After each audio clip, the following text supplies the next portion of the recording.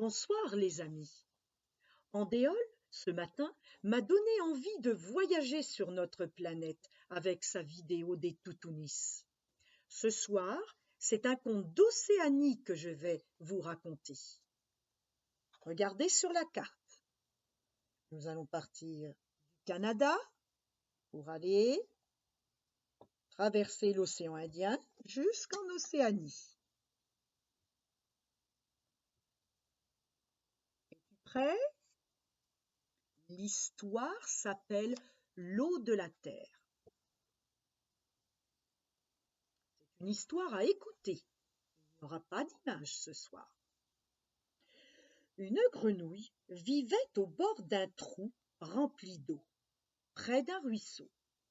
C'était une petite grenouille verte, discrète, ordinaire. Elle avait envie de devenir extraordinaire et réfléchissait aux moyens de se faire remarquer. À force d'y penser, elle eut une idée.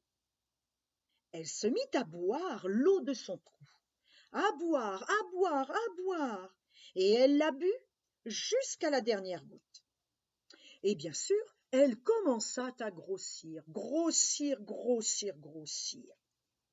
Ensuite, elle se mit à boire l'eau du ruisseau. À boire, et elle la but jusqu'à la dernière goutte.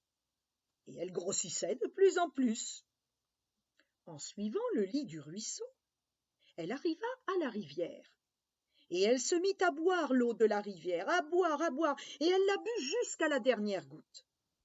Comme la rivière se jetait dans le fleuve, elle alla près du fleuve et elle se mit à boire l'eau du fleuve.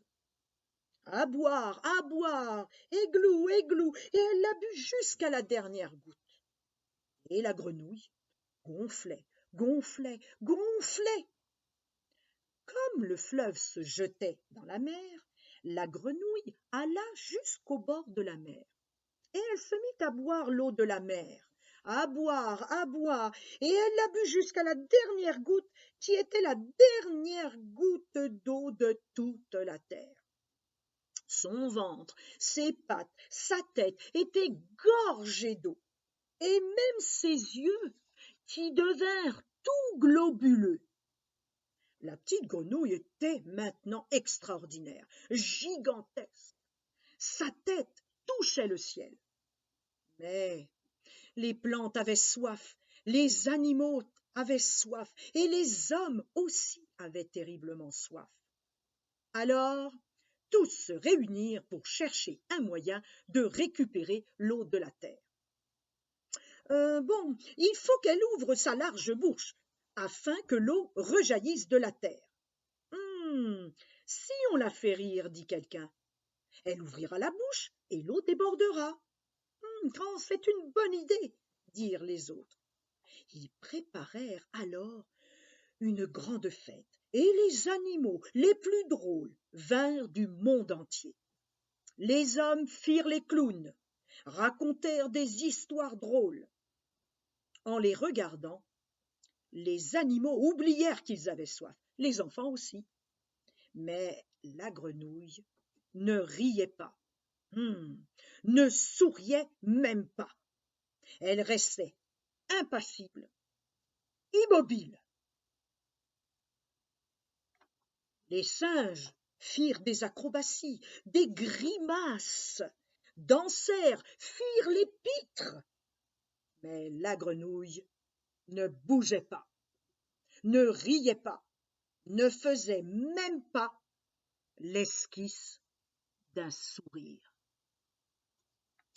Oh là là, tous étaient épuisés, assoiffés, quand arriva une petite créature insignifiante, un petit ver de terre qui s'approcha de la grenouille. Et il se mit à se tortiller, à onduler. La grenouille le regarda, étonnée. Le petit ver se démena autant qu'il put. Il fit une minuscule grimace et, à ce moment-là, la grenouille éclata de rire.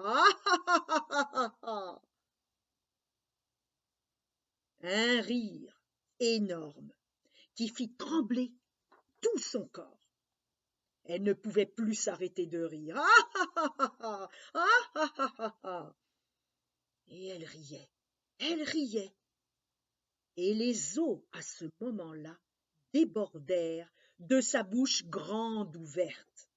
L'eau se répandit sur toute la terre, et à ce moment-là, la grenouille rapetissa, rapetissa, rapetissa, rapetissa.